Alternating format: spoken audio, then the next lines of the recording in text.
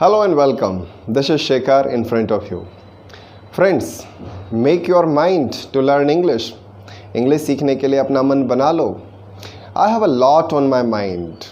It means I'm little worried, tensed, stressed. I have concerns. मैं थोड़ा सा चिंतित हूँ. So put your mind at ease. अपने दिमाग को थोड़ा शांति रखो फिर. Are you out of your mind? पागल हो गए हो क्या? Are you crazy? Give me a piece of your mind. नहीं, मैं दिमाग का टुकड़ा नहीं मांग रहा हूँ. इसका मतलब है गिव मी एन एडवाइस. मुझे एक सजेशन तो दो. ओह, इट स्लिप्ड माई माइंड. अरे ये तो मेरे दिमाग से फिसल ही गया. Never mind. बुरा मत मानो या जाने दो. चिंता मत करो, फिक्र मत करो.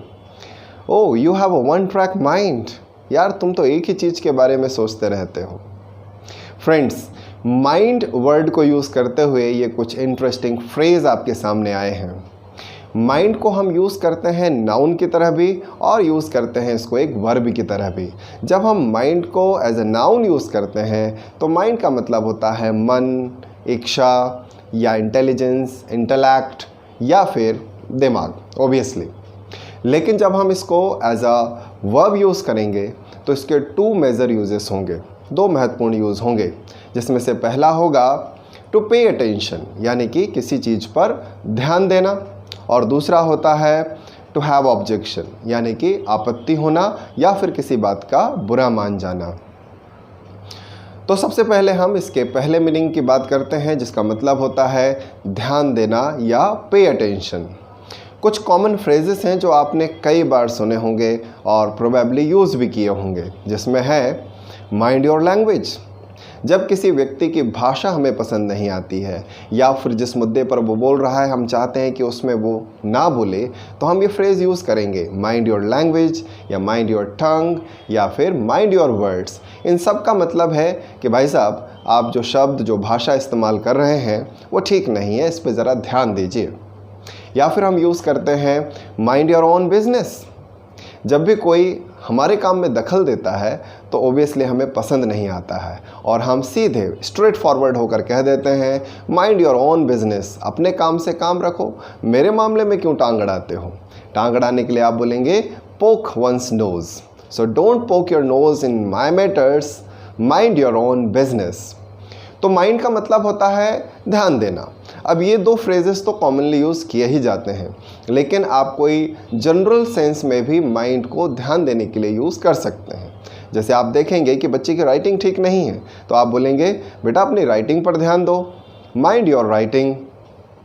अगर किसी के कपड़े गंदे हो गए हैं तो हम बोलेंगे देखो कपड़ों पर ध्यान दो, माइंड योर क्लॉथ्स. या फिर किसी के बालों पर कुछ लगा हुआ है तो हम बोलेंगे माइंड योर हेयर. इसी तरह से अगर आप कह रहे हैं कि अपने परिवार पर ध्यान दो, माइंड योर फैमिली. अपने बिजनेस पर ध्यान दो, mind your work, mind your business. तो माइंड का मतलब हुआ ध्यान देना. अब आप अच्छी तरह से समझ ही गए होंगे इसका यूज़. तो चलिए आगे बढ़ते हैं और माइंड के दूसरे इस्तेमाल की तरफ बढ़ते हैं, जिसका मतलब होता है टू हैव ऑब्जेक्शन, यानी कि कोई आपत्ति होना या किसी बात का बुरा मान जाना.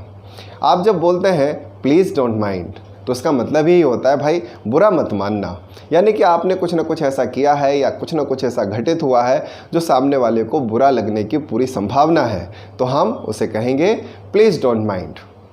तो जब हम किसी से कोई रिक्वेस्ट करते हैं या फिर एक हम्बल पोलाइट वे में कुछ करने को कहते हैं तो हम एक फ्रेज़ यूज़ करेंगे और वो फ्रेज़ होगा would you mind.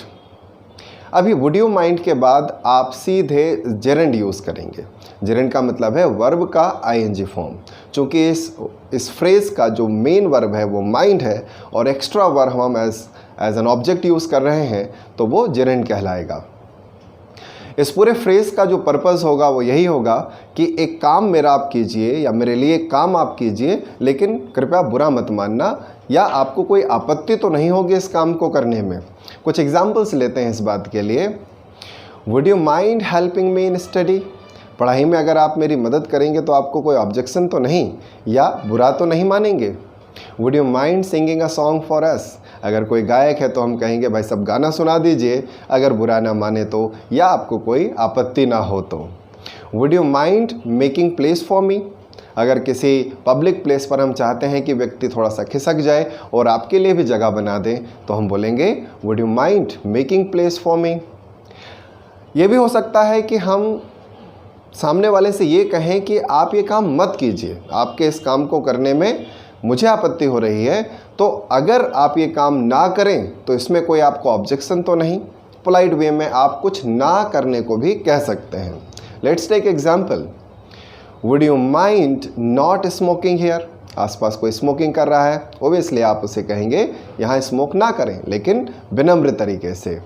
Would you mind not making that much noise. शोर शराबा हो रहा है तो आप कहिए कितना शोर मत मचाओ। बच्चों से अगर हम कहेंगे कि आप उधर जाकर कहीं खेल लो, यहाँ मत खेलो, तो आप कहेंगे would you mind not playing here. इस तरह से आप कुछ ना करने की रिक्वेस्ट इस अंदाज में कर सकते हैं। चलिए आगे बढ़ते हैं। अब तक हमने जो फ्रेज़ बनाए हैं उसमें सामने वाले से कह रहे हैं कि तुम ये करो और बुरा मत मानना, या मत करो लेकिन बुरा मत मानना। लेकिन तब क्या हो जब हम कुछ करना चाहते हैं या कोई और के किसी करने की बात को हम चाहते हैं कि सामने वाला बुरा ना माने। इन दैट केस इस स्ट्रक्चर को देखिए, would you mind if plus subject plus verb के फर्स्ट फॉर्म और ऑब्जेक्ट, यानी कि इफ़ के बाद हम प्रेजेंट टेंस का एक फॉर्मेशन लेंगे। वुड यू माइंड के बजाय आप डू यू माइंड भी बोल सकते हैं। डू यू माइंड के बाद भी सब्जेक्ट प्लस वर्ब का फर्स्ट फॉर्म और ऑब्जेक्ट। इसका मतलब होगा कि आप बुरा मत मानिए अगर ये व्यक्ति इस काम को करे तो। Let's take example, would you mind if I sit here. अगर मैं यहाँ बैठ जाऊँ तो आपको कोई आपत्ति तो नहीं।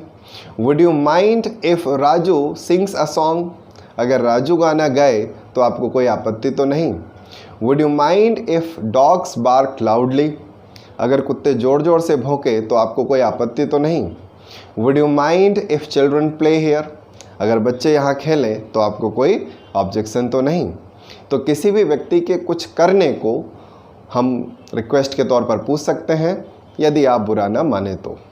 हालांकि यदि आप बुरा ना माने तो के लिए आप इफ़ यू डोंट माइंड का यूज़ भी कर सकते हैं। इफ़ यू डोंट माइंड के बाद हम एक कंप्लीट सेंटेंस का यूज़ करेंगे, जैसे can plus subject plus verb की फर्स्ट फॉर्म या may plus subject plus verb की फर्स्ट फॉर्म। इसके भी उदाहरण हमें देखना चाहिए। If you don't mind can I take your book. If you don't mind may I sit here.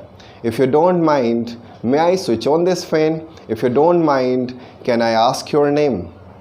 तो इस तरह से इफ़ यू डोंट माइंड करके भी हम पोलाइट वे में किसी से कुछ परमिशन ले सकते हैं। चलिए आगे बढ़ते हैं और वुड यू माइंड को ही एक और अलग अंदाज में सीखते हैं। यहाँ पर हमारा स्ट्रक्चर होगा would you mind plus possessive adjective या पर्सन का नाम और पॉजेसिव एपोस्ट्रोफ और उसके बाद फिर जेरेंट। इस पूरे स्ट्रक्चर का पर्पस वही होगा जो ऊपर जो पहले पढ़ी हुई स्ट्रक्चर का पर्पस था कि मैं यह काम करूं या कोई थर्ड पर्सन इस काम को करे तो आपको कोई आपत्ति तो नहीं होगी। इसके लिए एग्जांपल्स देखते हैं। Would you mind Sonu's singing a song. Sonu के गाना गाने में आपको कोई आपत्ति तो नहीं। Would you mind girls going to school. लड़की के स्कूल जाने में आपको कोई आपत्ति तो नहीं।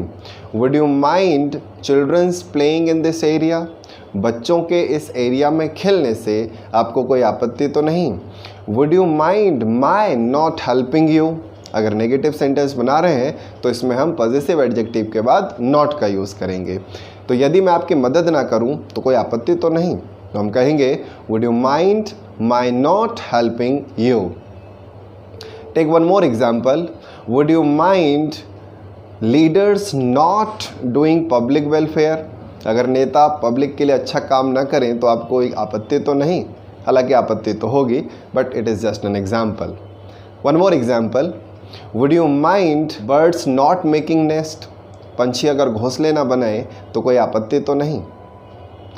सो फ्रेंड्स, आपने देखे हम वुड यू माइंड फ्रेज का इस्तेमाल करके किसी से भी हम्बल पोलाइट रिक्वेस्ट कर सकते हैं, चाहे उनसे कोई काम करवाना हो या फिर कोई काम हम करना चाहते हो और हम चाहें कि इसमें उन्हें कोई आपत्ति ना हो या वे इस बात में बुरा ना माने। सो होप गाइस ये वीडियो आपको पसंद आया होगा। अगर ये वीडियो पसंद आया है तो इसे लाइक कीजिए, शेयर कीजिए और यदि आप हमारे चैनल के लिए नए हैं तो don't forget to subscribe. Have a nice day, keep watching and keep improving.